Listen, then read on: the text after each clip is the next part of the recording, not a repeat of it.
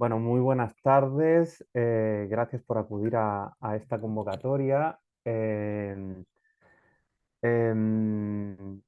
Esta convocatoria la convocamos desde el Observatorio del Derecho a la Comunicación y, bueno, tiene que ver con el trabajo que hemos ido desarrollando fundamentalmente el año pasado, poniéndole el foco en seguridad de la prensa, ¿no? y en el monitoreo de casos. Bueno, lo primero que les quiero comentar es que esta es la primera reunión que vamos a realizar. Es una nueva modalidad que estamos utilizando porque digamos que en años anteriores digamos que no habíamos iniciado esta dinámica, ¿no? Y lo que queremos es empezar a generar esta dinámica de encuentro y de compartir avances con distintas grupos y partes involucradas o que consideramos que están involucradas o que pueden tener interés en lo que tiene que ver con la seguridad de la prensa. Y en esta ocasión nos hemos dirigido a organizaciones gremiales de medios de comunicación y también a otras organizaciones de periodistas, organizaciones sindicales, ¿no? Principalmente hemos convocado a personas que han participado en el estudio, en esta primera reunión, aunque también la hemos hecho un poco más abierta a personas que vimos que podían tener interés.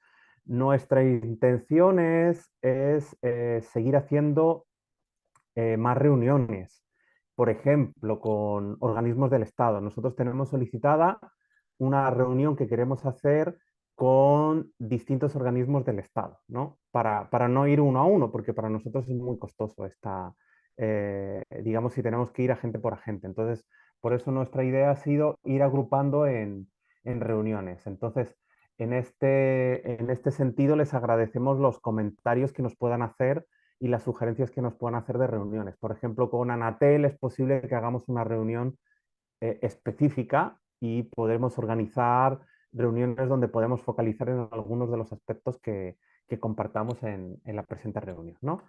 Eh, Luego vamos a hacer una ronda de presentaciones porque todavía está llegando algunas personas, ¿vale? Entonces esta parte la vamos a dejar para el final. Pero básicamente, como les digo, hemos invitado pues, a las principales reuniones. Ya está presente la Asociación Nacional de Mujeres Periodistas de Chile, también la investigadora Daniela Grasau de la Universidad Católica y Lorena Castro, que es del Sindicato 2 de TVN, y si no me equivoco, sigue siendo la presidenta del sindicato FETRA TV. Ya, pero hemos invitado también al Colegio de Periodistas, a la Red de Periodistas Feministas, también está presente el corresponsal de Reporteros Sin Fronteras en Chile, César Baeza. Hemos invitado también a la Asociación Nacional de Prensa y al gremio de radios y, bueno, al de televisión que se excusó y algunas personas más que ahora exactamente no recuerdo. Tuvimos una reunión la pasada semana en UNESCO y fue donde nosotros hicimos un primer acercamiento para consensuar esta fecha, ¿no? Y ver posibles disponibilidades, ¿no? También se acaba de incorporar David Arboleda de la Red de Periodistas Migrantes, ¿ya? Como les decía, luego al final vamos a tener un espacio para que nos hagan comentarios. Vamos a comenzar con la presentación que teníamos preparado. Y también ahí les tengo que decir que yo vengo acompañado con el equipo del observatorio. Me va a ayudar en esta presentación el investigador del observatorio, Jorge Avilés, pero también contamos con la presencia de Gustavo Alfonsi, ¿ya? Y también tenemos a Sofía Ibacache, que es del equipo del observatorio, ¿ya? Así que, bueno, voy a comenzar con esta exposición. Y lo primero que les quería contar es que, bueno, vamos a hablar de dos trabajos que hemos realizado durante 2023. Uno tiene que ver con un trabajo que hicimos en profundidad de análisis en base a unos indicadores de la UNESCO sobre seguridad de periodistas y luego vamos a pasar a profundizar sobre cifras de nuestro monitoreo sobre casos de agresiones a prensa durante el año 2023, ¿ya? Entonces, con respecto a esta primera parte, lo que les tengo que contar es que, si puedes avanzar en la presentación, eh, es que durante el año 2022 solicitamos un proyecto a UNESCO que se basaba en seguridad de periodistas, y parte de este proyecto con UNESCO que desarrollamos principalmente el año pasado tenía que ver con la realización de un informe en el cual aplicamos un instrumento que desarrolló UNESCO en base al Plan de Acción de Naciones Unidas sobre seguridad de periodistas y cuestiones de impunidad.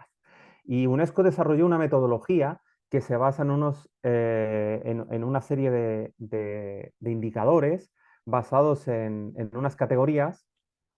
Aquí se desarrollan esas 5 categorías, y en total se trata de responder a 116 subindicadores o preguntas. Este informe todavía no lo podemos compartir porque lo entregamos a UNESCO y UNESCO lo tiene que publicar en su página web, y hasta entonces no nos ha dado el visto bueno para presentarlo. Entonces lo que vamos a hacer es compartir al final de esta presentación un documento de síntesis, donde lo que compartimos son un poco más de detalle de lo que vamos a presentar en la exposición, y las conclusiones íntegras del documento que hemos entregado, ¿no? Y algo de información sobre la metodología. Lo que les tengo que adelantar de este documento es que es un documento que está muy pensado en la lógica de Naciones Unidas y de estos organismos internacionales. Es decir, no es un documento, no es un paper de investigación, ni tampoco es un documento que esté pensado para compartir con las organizaciones de la sociedad civil. Entonces tiene una dificultad de uso a nivel nacional, porque digamos que no es un documento amigable. Sin embargo, es un documento que tiene información muy valiosa, pero como les digo, es una información que está muy estructurada en la lógica de los intereses de los organismos internacionales.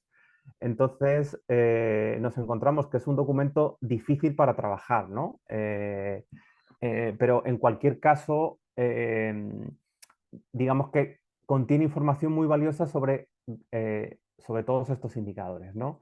Entonces, en ese sentido, nosotros vemos que es necesario que cuando compartamos este documento, haremos una nueva presentación pública seguramente sobre este documento de indicadores para poder aterrizarlo, ¿no? Para poder facilitar su uso, porque como les digo, me parece que no es el documento más adecuado para el trabajo de los distintos agentes involucrados, ¿no?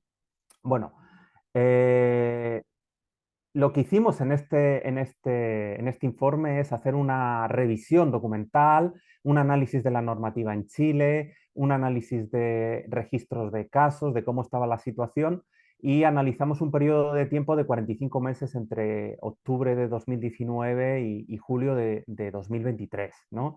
Y gran parte de la información la tuvimos que extraer a partir de entrevistas semi-estructuradas que fuimos desarrollando agentes claves, ¿no? Y ahí les hago el resumen básicamente de los 4 principales grupos en los que estuvimos trabajando. Y bueno, efectivamente, parte de las reuniones fueron con organismos del Estado, principalmente, por ejemplo, les puedo hablar del INDH, les puedo hablar también que tuvimos reuniones con la Defensoría Penal Pública, con la Subsecretaría de Derechos Humanos, y hubo otros organismos con los que tuvimos que extraer información en base a preguntas, a solicitudes de acceso a la información, porque la verdad es que fue complicado. También pudimos tener una reunión con Carabineros de Chile, ¿no? Y luego tuvimos reuniones con organizaciones de periodistas, con sociedad civil y con academia, con gremios de medios de comunicación, pero también tratamos de buscar que hubiera una diversidad de tipos de medios de comunicación, de periodistas, y ahí ven un poco el total, ¿no? Algunas reuniones fueron individuales, otras reuniones fueron grupales, fueron alrededor de 30 reuniones, y de las cuales pues, participaron un total de 66 personas, y ahí pueden ver un poco la diversidad que hicimos, ¿no? En el caso, por ejemplo, del sistema ONU, pues solo nos reunimos con una persona, pero hicimos una reunión en profundidad. Es decir, en algunos casos no necesitábamos tanta reunión porque había mucha información documental, en otros casos no. ¿Ya? Siguiente, por favor. Bueno, y ya entrando directamente más en materia, lo que detectamos en este informe, que ya es un trabajo que veníamos haciendo en el observatorio. El observatorio se funda entre el año 2018-2019, pero las personas que fundamos el observatorio veníamos de trabajar en el monitoreo y en la temática de libertad de expresión, ¿no? Entonces, digamos que ya teníamos un conocimiento que luego seguimos profundizando a partir del estallido social. Y cuando llegó el estallido social empezamos a hacer un registro. Pero nuestro registro que empezamos a hacer en el año 2019 era un registro de casos centrado principalmente en las agresiones por parte de organismos del Estado, principalmente las que se dieron en este contexto del estallido social y que tenían que ver con agresiones de fuerzas del orden público, ¿no? Luego hemos ido ampliando, ¿no? Ese foco de estudio a otras vulneraciones y de hecho durante el estallido pues también empezamos a identificar diversidad que había también, ¿no? De manifestantes que agredían a medios de comunicación, de ataques que hubo a sedes y con el informe UNESCO fuimos ampliando a los siguientes años, ¿no? Entonces, lo que les podemos compartir ahí es que ha habido diversidad de ataques a la prensa, hemos identificado un deterioro y un deterioro que no solamente ha sido puntual, sino que ese deterioro se ha mantenido en el tiempo. Es decir, que después del estallido social, lo que nos hemos encontrado es que las situaciones de agresiones a la prensa se han seguido produciendo con distinta intensidad, con distintos elementos, pero se ha seguido produciendo, ¿no? Eh, eh, y además de eso, un hecho que nos ha parecido preocupante y que nos ha ayudado mucho el informe de UNESCO a verlo, es que la metodología de los indicadores de UNESCO es muy valiosa para, por ejemplo, identificar qué están haciendo organismos públicos o qué están haciendo, pues eso, los distintos actores involucrados, ¿no? Y lamentablemente la conclusión a la que llegamos es que estos agentes involucrados no están preparados para enfrentar este nuevo escenario que se da en Chile, ¿no? No tienen un conocimiento muy profundo de lo que está pasando, el conocimiento es muy fragmentado, eh, no tienen a lo mejor por personas especialistas, nadie está llevando un registro de casos, por ejemplo, no hemos identificado ninguna organización que nos hable, eh, pues salvo casos puntuales, a lo mejor como el Colegio de Periodistas o algunos otros, no hay una atención a hacer seguimiento y monitoreo. Se hace de manera muy específica y muy reactiva, ¿no? En base a casos concretos que se tiene conocimiento y se van documentando. Es decir, no es que no se haga nada, pero no hay un trabajo sistematizado, ¿no? Y tampoco vemos que lo haya en el aspecto de formarse o de recopilar insumos, o de recopilar información, o de asesorarse por personas especialistas, ¿no? Y a esto se une también en dos sentidos, es decir, estas deficiencias las tiene el Estado, los diferentes organismos del Estado de Chile, pero también lo tenemos las organizaciones de la sociedad civil, esta falta de preparación, ¿no? Entonces, lo que sí nos hemos encontrado en estos años es que sí que hay una conciencia del deterioro. Es decir, que en las entrevistas notamos que efectivamente hay un conocimiento de que o ha habido un deterioro o de que están pasando cosas. Pero sin embargo, ese conocimiento no se ha traducido o apenas se ha traducido en medidas concretas, ¿no? Es decir, hay mayor sensibilidad de impulsar casos, por ejemplo, lo podemos ver con el impulso del proyecto de ley de protección de periodistas que se está tramitando en la Cámara, ¿no? Hay un interés de los distintos agentes en promover este proyecto de ley. Eh, Hay distintas iniciativas y buenas prácticas que hemos identificado, por ejemplo, en TVN, en la reunión que tuvimos. Es decir, hay avances, pero lo que encontramos es que esos avances no son lo suficientes enfrentar para enfrentar la situación que tenemos. Con lo cual, a la conclusión a la que llegamos es que los incidentes que estamos narrando van a seguir produciéndose, ¿no? Van a seguir produciéndose nuevos incidentes y si la situación empeora, como ya pasó en el estallido social, es decir, si hay un momento de crisis social o si hay un momento de crisis de seguridad o un empeoramiento de esa crisis, por ejemplo, con la llegada del crimen organizado, la alerta que hacemos es que no hay una preparación no hay ni mecanismos institucionales eh, ni una coordinación todavía suficientemente sólida para enfrentar esta situación, ¿no? O sea, hay avances, sí, pero esos avances son insuficientes o son como muy basados en capacidades muy voluntarias, no estructurales, ¿no? Luego, efectivamente, no, hay una mayor vulnerabilidad, que esto, pues bueno, digamos que ya lo dicen los informes internacionales en las tendencias, la mayor vulnerabilidad a riesgos que tienen las mujeres periodistas y comunicadoras, ¿no? Y eso tiene que ver con casos que nos hemos encontrado que tienen que ver con Me acuerdo violencia cuando sexual. chica que pensaba que la Elo se parecía a la Selena Gómez. Oye, disculpen, No, hay pero alguien no que sé por qué. tiene el micrófono abierto, me parece que hay un usuario que tiene micrófono, por favor. Sí, usuario Zoom, de Zoom, dice. Sí, si puedes silenciarlo, no sé si te deja silenciarlo, Jorge. Ve al tiro. Luego, efectivamente, también tenemos un marco normativo obsoleto, que en parte hay proyectos que van en buen camino, como el proyecto de seguridad de periodistas o un protocolo que se está preparando para personas defensoras de derechos humanos, que va a incluir también a periodistas y medios de comunicación.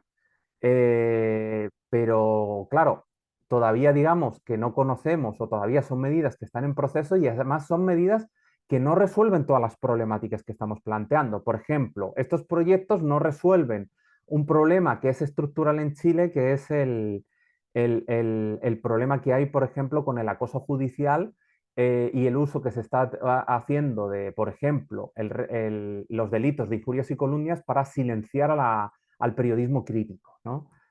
Este tipo de problemáticas de acoso judicial no lo resuelven, por ejemplo, estos proyectos y no se está ofreciendo todavía ninguna medida en este sentido. Ya, siguiente.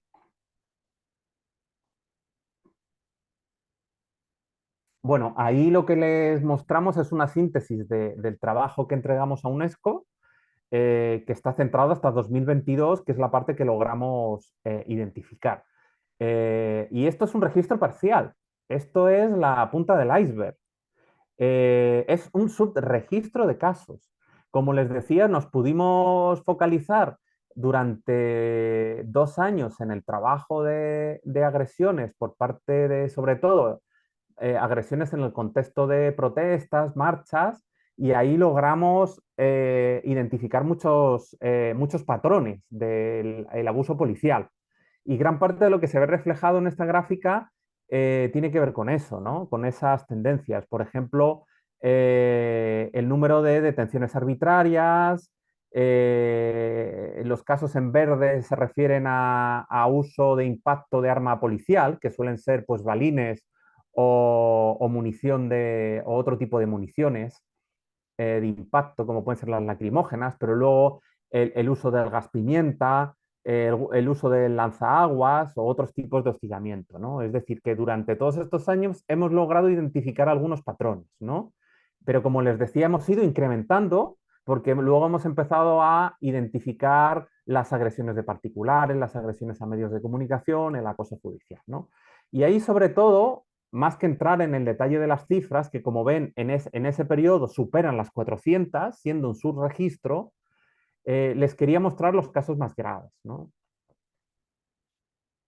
Y los casos más graves los queremos poner sobre la mesa para que veamos que estamos hablando de situaciones que deberían de preocuparnos mucho más de la preocupación que hemos tenido hasta ahora, ¿no? Porque lo que nos encontramos en 2019 son eh, cientos de casos que pudimos registrar. Y de los casos más graves, estamos hablando de 2 casos de trauma ocular. Pero lo cierto es que pudo ser la situación peor, porque hubo muchos casos de heridos con balines, Y ahí hay que recordar que el uso el uso de los balines o el uso del lanzaaguas, aunque no sean armas letales, tienen cierta potencialidad de causar heridas muy graves o incluso la muerte, ¿no? De ese tipo de impactos, ¿no? Otro detalle que nos encontramos, por ejemplo, es que al año siguiente, 2020, cuando se reduce la protesta por la pandemia, lo que nos encontramos es un número altísimo de detenciones arbitrarias. Nosotros identificamos 75, la mayor parte de ellas en Santiago, utilizando como excusa la pandemia, ¿no? Y ahí nos preocupó como esa tendencia de hostilidad policial contra la prensa, de no querer tener personas registrando. Sobre todo, las víctimas fueron principalmente camarógrafos y personal gráfico, ¿no? Pero si nos vamos al año 2021, lo que nos encontramos es ataques dirigidos a la prensa como el que se produjo al equipo de TVN de Iván Núñez en Cañete, ¿no? Un hecho que ya nos mostró ataques de gran gravedad, que eran desconocidos en Chile, ¿no? Pero es que lo que ocurre en 2022 es que durante la marcha del 1 de mayo, una marcha autorizada, donde había presencia policial, tres reporteros que cubrían esta marcha sufrieron heridas de bala. Una de ellas, Francisca Sandoval, que días después falleció, ¿no? Y eso es un hito muy importante porque desde la dictadura no registrábamos ningún asesinato de periodistas. Y en estos momentos Chile, que se había destacado como uno de los países de América Latina que no estaba en esa lista negra, ahora también está en esa lista negra. Pero es que nos encontramos que recientemente, el mes de septiembre, también hubo ataques de bala a dos equipos de televisión que se encontraban cubriendo unos incidentes que se dieron en Villafrancia, ¿no? Uno de ellos, uno de los camarógrafos, resultó herido de bala en la cara, un camarógrafo de Mega. Este ataque pudo ser perfectamente mortal. Ese o las balas que recibieron el resto del equipo que estaban reporteando en ese día, ¿no?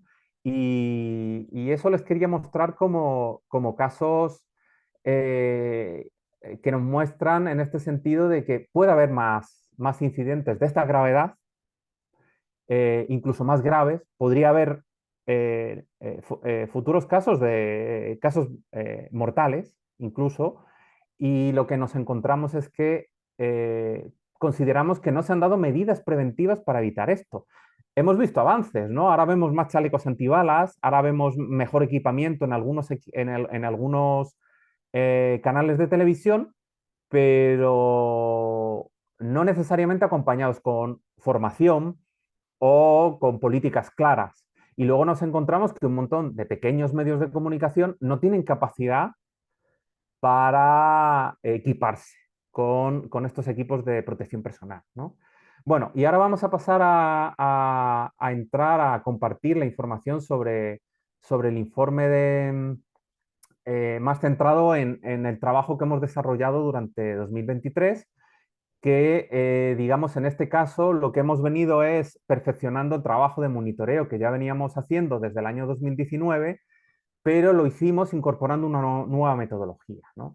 Y lo que hemos logrado hacer durante 2023, con bastante esfuerzo, ha sido incorporar la metodología de la red Voces del Sur. En enero de este año nos sumamos a una red internacional que formamos 17 organizaciones que llevan 5 años haciendo un trabajo sistemático de monitoreo con una metodología común basada en uno de los indicadores de los Objetivos de Desarrollo Sostenible, ¿no? Este es un informe sombra que se publica anualmente y lo que nos ha permitido al observatorio es tener un sistema mucho más refinado y una base de datos con un grado de detalle mayor, ¿no? Porque antes el trabajo que hacíamos de registro era mucho más pedestre, era mucho más manual, y ahora lo que estamos logrando es un sistema que nos permite trabajar mejor los datos. lo que vamos a presentar de hoy es un avance porque todavía no tenemos capacidad de procesar todo el nivel de información que manejamos, ¿no? Entonces vamos a mostrar como información más genérica, pero básicamente lo que tenemos es una base de datos con distintos parámetros que, bueno, podríamos entrar, les podríamos compartir un poco más en detalle esta metodología. En cualquier caso, como formamos parte de esta red dentro de unos meses, seguramente abril, 7 países. Y lo que permite ver es la realidad de la región y permite ver cuáles son las tendencias en los distintos países, qué elementos hay en común y cuáles no, ¿no? Y por ejemplo, en la conferencia de mayo que se va a realizar, pues va a haber espacio también para que conozcan este trabajo de este informe sombra. Y de aquí, de esta primera presentación a la conferencia de mayo, vamos a tratar de, de profundizar en eso, ¿no? Bueno, básicamente hemos registrado 50 incidentes, gran parte de ellos, más de la mitad, se refieren a agresiones físicas y verbales, algunas amenazas de muerte. También hay 4 detenciones arbitrarias en manifestaciones y también identificamos casos de acoso judicial y restricciones al acceso a la información, que esto es lo que hacemos es seguir la metodología, esta metodología que yo les compartía. Lo cierto es que nosotros, además de presentar este informe, nosotros recogemos datos que no entregamos a Voces del Sur, sino que luego nos permiten profundizar más en detalle, es decir, que Voces del Sur trabaja sobre 13 indicadores de agresiones, pero el observatorio ha desarrollado subindicadores. Por lo tanto, por ejemplo, estamos recopilando información de qué tipo de agresión es. Si, por ejemplo, es una agresión policial, si es una agresión policial, qué tipo de agresión.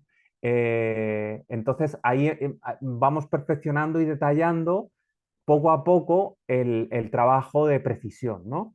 Y bueno, otro dato relevante que nos parece es que el principal agresor identificado es Carabineros de Chile, que aparece en 18 incidentes. Esto no es algo novedoso porque desde que venimos haciendo registro identificamos a Carabineros como el principal agresor y ahí lo que sí que les puedo compartir es que la gravedad de las agresiones ha disminuido. Por ejemplo, ya no se usa el disparo de escopeta de balines, pero por ejemplo se siguen utilizando el lanzaguas lanzado directamente al cuerpo contra reporteros de prensa convenientemente identificados, ¿no? Entonces sigue siendo grave en ese sentido. Siguiente, por favor. Solo comentar que una pequeña corrección, que son 80 incidentes, no 50. Eso. Ah, sí. Gracias, Jorge.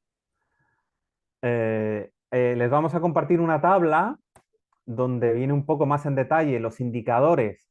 De los 13 indicadores que utiliza la red Voces del Sur, no todos han aparecido. Por ejemplo, el indicador de asesinatos este año no ha aparecido, no hemos identificado casos de secuestros, pero sí hemos identificado estos otros 7 indicadores. Y ahí les mostramos la cifra total desglosado por cada uno de los indicadores y quién es el perpetrador, ¿no? Y ahí, como ven, lo cierto es que en más de la mitad de los casos, el agresor es un agente del Estado.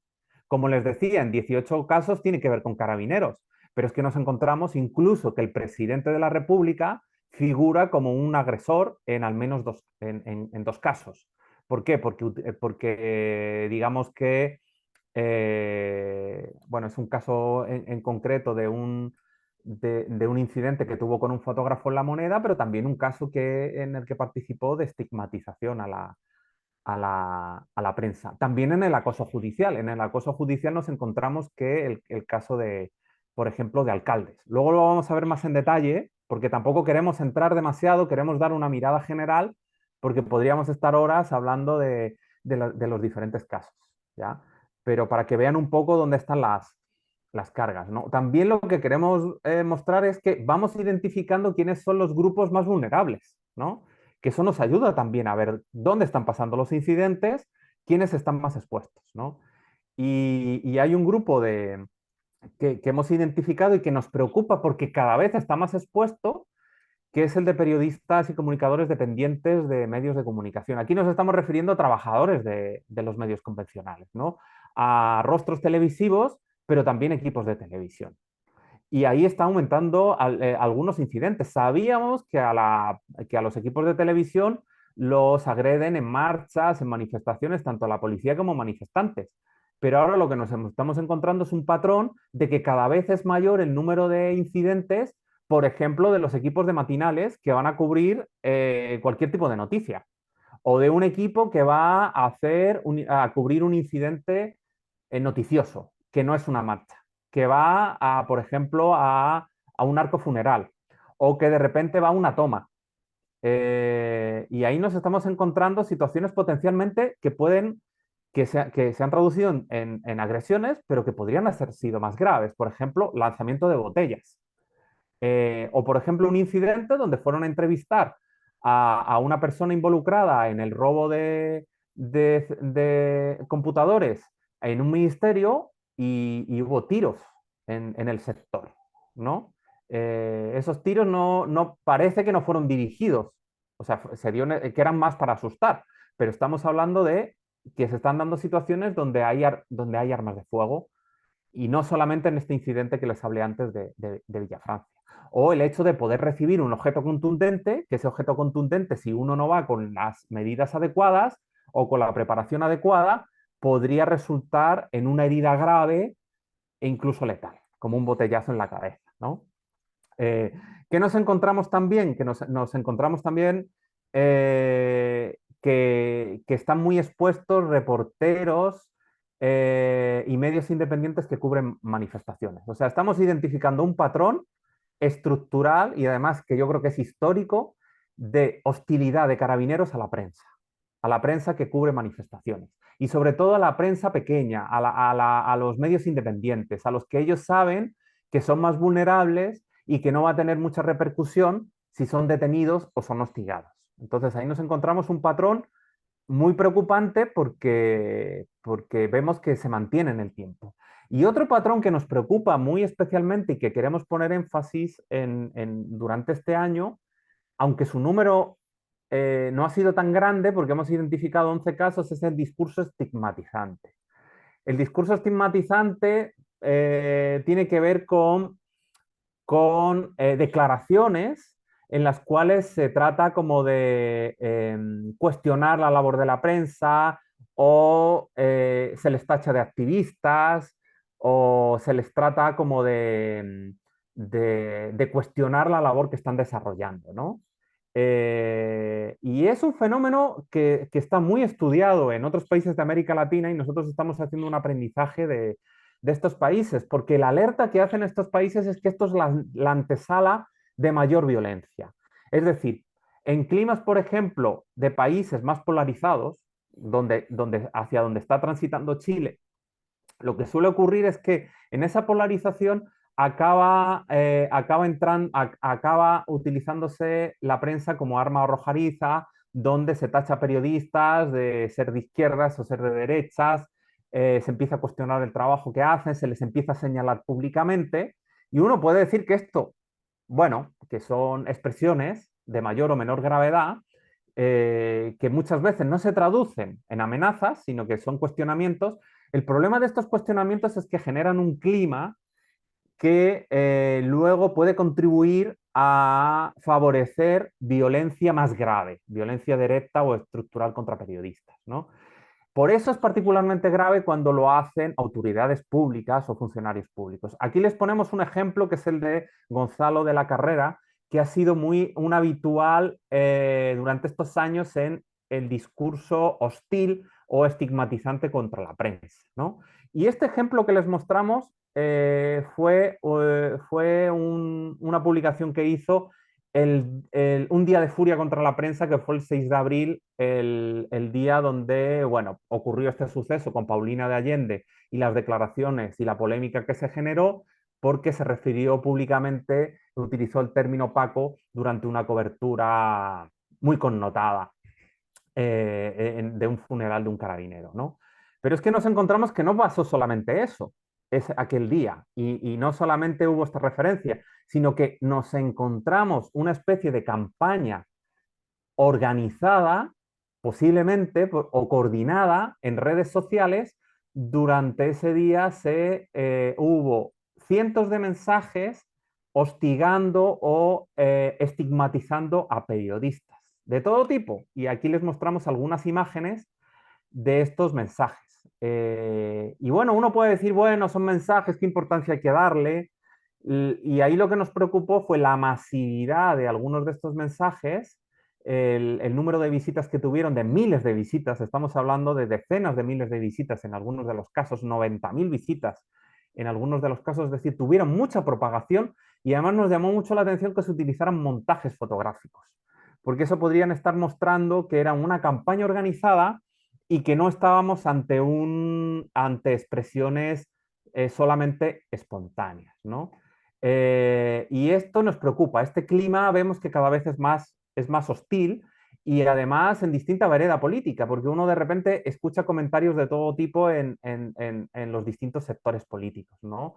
En los cuales hay cuestionamientos de la prensa. Y esa es una alerta que queremos hacer porque esto, como les digo, es un indicador que puede ir escalando este nivel de violencia y que pase de ser una violencia física a ir incrementándose esta hostilidad, ¿no? Y otro ejemplo, por ejemplo, que podemos nombrar es el caso de la periodista Leslie Ayala, de La Tercera, que también ha sido claramente objeto de esta hostilidad, que a veces es discurso estigmatizante y otras veces pasa a ser agresión verbal, ¿no? A veces ahí hay una barrera de cuando el discurso estigmatizante pasa a ser hostigamiento, una forma de violencia verbal, pero también lo encontramos en otros casos como la periodista del Ciudadano, em, que se llama, se me olvidó, Josefa Josefa Barraza. Barraza.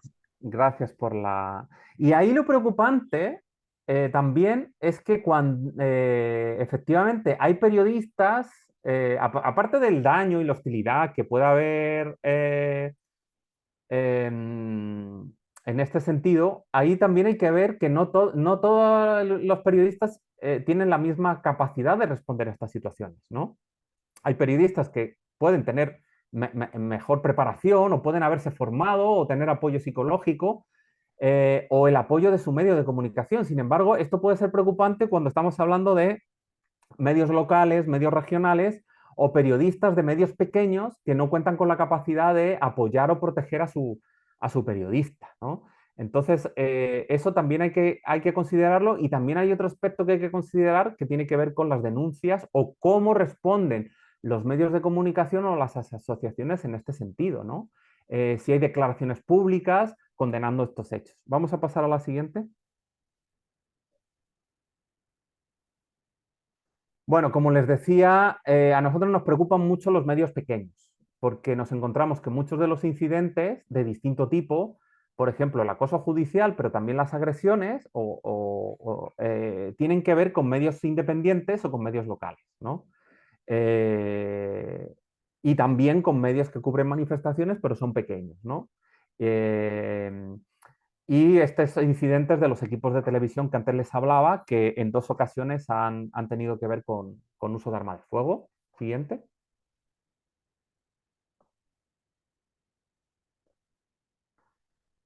Bueno, esta información que ya les habíamos dado antes, pero enfatizar que más de la mitad de los incidentes tienen que ver con autoridades o funcionarios públicos, incluido el presidente de la República, diputados y otros representantes. Esta situación de carabineros con 17 incidentes y luego, efectivamente, el resto de ese 37 incidentes que se corresponden a personas particulares y la mayor parte de los casos no identificamos al agresor porque son personas anónimas, ya sean redes sociales o agresores en el espacio público, que es muy difícil identificar, ¿no? Por lo menos en nuestra labor de monitoreo, ¿no? Ujú. Solo destacar ahí que con relación a funcionario y autoridad pública, algo que también hemos detectado es el tema de agresiones que vienen desde los alcaldes. Hemos identificado hartas agresiones desde alcaldes y en esa línea también alcaldes contra medios locales. Solo recalcar ese dato. Sí, ahora vamos a ver, creo que por último vamos a ver la información de distribución geográfica y ahí lo primero que les tenemos que decir es que reiterar que esto es un subregistro.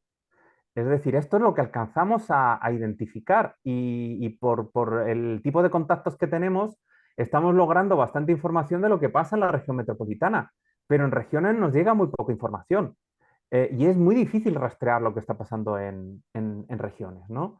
Y claro, en ese sentido, por ejemplo, es útil, pues, por ejemplo, la labor del Colegio de Periodistas, porque el Colegio de Periodistas, como tiene implantación territorial a lo largo de todo Chile, nos facilita que lleguen casos. Por eso es tan importante, de repente, la participación de organizaciones de la sociedad civil, porque cada cual va haciendo este aporte. O las gremiales, por ejemplo, Archi o la ANP tienen capacidad de identificar muchos casos en regiones, porque tienen muchos afiliados en regiones.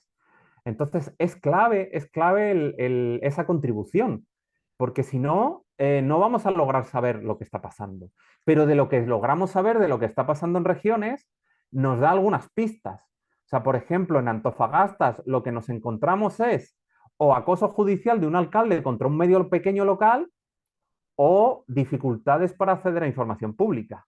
Claro, se pueden imaginar en Antofagasta cuál es el contexto de estas obstrucciones de acceso a la información pública, ¿no? En Valparaíso nos hemos encontrado casos de agresiones a equipos de televisión que hacen cobertura pues, en una toma. Por ejemplo, aquí cerca de mi casa en el Quisco, por ejemplo, uno de los incidentes fueron botellazos en una toma donde el equipo de televisión que fue no fue preparado, ¿no? Y recibió botellazos. En región metropolitana nos encontramos el mayor número de casos de todo tipo, ¿no? Efectivamente. En la región de O'Higgins, pues por ejemplo, hemos destacado un caso de contra un medio local de acciones judiciales. En este caso fue de una consejera del Consejo Constitucional que tuvo responsabilidades de funcionaria en una municipalidad de la región, en uno de los municipios, ¿no? Entonces, quiso evitar o presionó para que se censuraran un medio, ¿no? En el Maule también nos encontramos un alcalde y también agresiones a coberturas de medios de comunicación. En Ñuble el caso también tiene que ver en San Carlos con la acción de un alcalde contra medios locales. Claro, hemos identificado un caso, pero posiblemente a este medio local le pasaron más cosas. Lo que pasa es que solo hemos logrado verificar eso. Pero si pudiéramos llegar a hacer entrevistas personales con estas víctimas, seguramente nos identificarían que pasan más cosas. Ese patrón nos está ocurriendo cuando nos acercamos a un suceso, de repente empezamos a conocer antecedentes de ese año o de años anteriores. ¿Qué nos encontramos en Biobío, por ejemplo? En Biobío ha habido agresiones a coberturas, pero nos encontramos varios casos a un mismo medio de comunicación. A resumen, el medio digital Resumen de Concepción recibió un ataque incendiario a su sede y además fue condenado uno de sus reporteros a una condena por injurias y calumnias, que ahora la hemos logrado paralizar porque está ahora mismo viéndose el caso en el Tribunal Constitucional. Bueno, pues después de esa condena judicial, la sede de ese medio de comunicación fue allanada por personas desconocidas y hubo como un intento de incendio. Pero es que esto ya les pasó el año anterior. Y de hecho, el año anterior recibieron otros 2 casos de acoso judicial. Ninguna autoridad pública salió a condenar los hechos. En otros casos ocurre. En otros casos, cuando ha habido atentados o agresiones contra grandes medios de comunicación, ha habido comentarios de autoridades. En este caso no hubo ninguna, a pesar de que se hicieron gestiones para ello. En el caso de la Araucanía también identificamos 2 casos que son del mismo reportero, ¿no? Y que es un reportero que históricamente ha sufrido casos de hostigamiento. Entonces, ese reportero es muy conocido ya en la zona. Por lo tanto, es un reportero que sabemos que está muy expuesto a agresiones. Y en Los Lagos también otro caso de agresión a medio local. Y en Aysén, en este caso, fue de una obstrucción digamos, a una petición de acceso a la información pública, ¿no? Entonces, creo que con estos parámetros pueden ver un poco tendencias, pero como les digo, esto es la punta del iceberg. y pasan más cosas y podrían pasar más cosas. Y una pregunta que nos estamos empezando a hacer, porque en otros países ya ocurre, es qué pasa, qué está pasando con el crimen organizado, ¿no? Si estamos detectando un mayor desarrollo o actividad de crimen organizado en zonas fronterizas o en determinados escenarios y se ha producido también un mayor uso y presencia de armas de fuego, nos encontramos en un escenario muy peligroso que todavía desconocemos. Y es muy importante y es una labor que vamos a querer hacer este año, es ese trabajo en regiones. Pero ese trabajo en regiones necesitamos apoyo para realizarlo, porque llegar a saber lo que pasa en regiones, digamos que no es difícil hacerlo desde la zona central, desde Santiago, donde estamos operando. Y bueno, ya hemos visto ejemplos de otros países. Entonces, si no tomamos precauciones, nos podemos encontrar que la situación puede deteriorarse. Eso les quería compartir. Jorge, no sé si tienes algún comentario al respecto. Y después de los comentarios que haga Jorge, pararíamos la grabación y les damos un turno para que hagan comentarios que quieran hacer a esta desacuerdos también que tengan. Y sobre todo también lo que nos interesa es qué se les ocurre hacer a partir de ahora. Los próximos meses van a ser muy importantes. Vamos a tener una conferencia internacional muy importante que se va a celebrar en Chile. Hay una receptividad por parte de determinados organismos del Estado a escuchar y a conocer más sobre estos parámetros. Hay un proyecto de ley tramitándose en el Congreso, este protocolo, y tenemos un momento de oportunidad para poder incentivar, pero necesitamos saber lo que está pasando.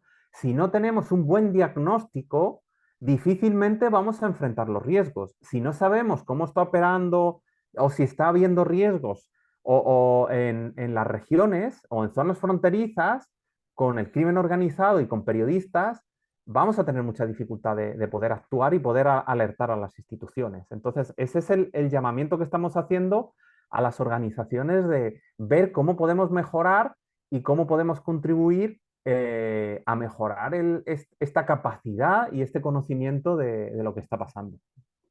Y en cualquier Estamos- caso, también nos ofrecemos a hacer trabajo especializado, ¿no? Es decir, que en nuestro trabajo con los indicadores de UNESCO nos ha dado unas habilidades y unas capacidades y que además estamos complementando con el intercambio que hacemos con la red Voces del Sur y con países que están mucho más avanzados. Y eso lo que nos permite es que nosotros también podemos trabajar con distintos agentes claves, como pueden ser organizaciones sindicales, gremios para poder hacer sugerencias, ¿ya? Eso quería, Jorge, todo tuyo.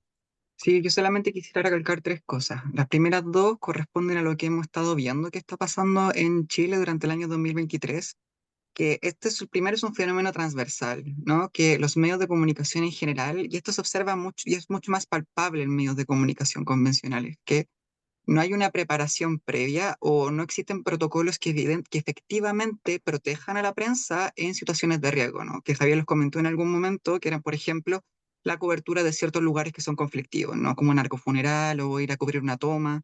Y al parecer lo que hemos podido ver de los registros que nosotros detectamos en distintos lugares para poder ingresar el caso a nuestra base de datos, es que los protocolos que se activan o la forma de operar de los periodistas, las periodistas, no son efectivos. Y lo segundo también es hacer un llamado a buscar ciertas instancias de registro por parte de los propios medios sobre las vulneraciones que se cometen hacia ellos. Y en ese sentido, aquí vemos que hay una mayor vulnerabilidad por parte de los medios pequeños, medios locales, medios comunitarios, en la cuales ellos detectan que las agresiones que ellos sufren en muchos casos hacia sus integrantes no son de mérito no son para registrarlos, no les toman la suficiente importancia y muchas veces lo consideran como algo parte propio de sus labores cubriendo manifestaciones sociales, por ejemplo. Y lo último que también me gustaría recalcar es que si ustedes necesitan o que mayor asesoría sobre estos temas, ¿no? Poder conversaciones, talleres, lo que sea, incluso de forma gratuita, es también acercarse a nosotros para poder nosotros entregarles herramientas o indicaciones sobre de qué manera poder protegerse en algunos lugares, en algunos espacios de cobertura e incluso también en espacios digitales o solicitando información pública. Eso es lo que me gustaría decir. Sí, por último, poner énfasis en esta idea que ha puesto Jorge, que tiene que ver con, y que hemos escuchado mucho, que es la naturalización de la violencia. Los Eso, profesionales de los medios de comunicación muchas veces lo están canalizando de esa manera, no como alerta, sino como una normalización. Y una frase que hemos escuchado de forma reiterada es forma parte de la pega. Eh, entonces, eso es preocupante porque se está asimilando la violencia como algo normalizado en vez de verlo como algo que necesitamos prevenir y necesitamos enfrentar. Entonces, ese enfoque y esa falta de la cultura de seguridad nos preocupa enormemente porque lo que está generando al final es mayor grado de exposición. Y como les decía también, otro aspecto relevante es que solo se visibilizan algunos casos. Y lo vimos, por ejemplo, con el caso de Iván Núñez. El caso de Iván Núñez fue muy conocido, pero casos similares ya habían ocurrido, esos incidentes. Pero como afectó a un rostro conocido, fue a dar a la luz. O el caso de Paulina de Allende, tuvo mucha repercusión. Pero ¿qué nos pasa, por ejemplo, con casos menos conocidos como esta reportera del Ciudadano, a la que aludíamos antes? Nos encontramos que son periodistas muy vulnerables y eso los agresores lo saben, porque muchas veces el agresor opera en función de esto. Y en el acoso judicial lo hemos visto de manera muy clara. El acoso judicial lo están dirigiendo contra medios pequeños y medios vulnerables. El acoso judicial no se está dirigiendo contra los grandes medios, contra la Tercera, contra el Mercurio. No, porque tienen sus abogados, porque tienen su capacidad. Entonces lo que hace el acosador o lo que hace el agresor es buscar las víctimas débiles. Entonces, lamentablemente, eso se une a que estas víctimas, cuando les ocurren estos sucesos, como le pasó al periódico Resumen, no hubo una atención mediática y no hubo una atención por parte de las organizaciones ni por parte de las autoridades, ¿no? Lo cual deja muy expuestos a, a estas personas. Entonces, ahí las organizaciones también tienen y las autoridades tenemos que tener como funcionar con mucho más cultura de la seguridad y con mucha más cultura preventiva. Y ahora sí que vamos a parar la grabación y vamos a pasar los comentarios de ustedes. Esta grabación vamos a tratar de compartirla con personas que no han acudido y ahora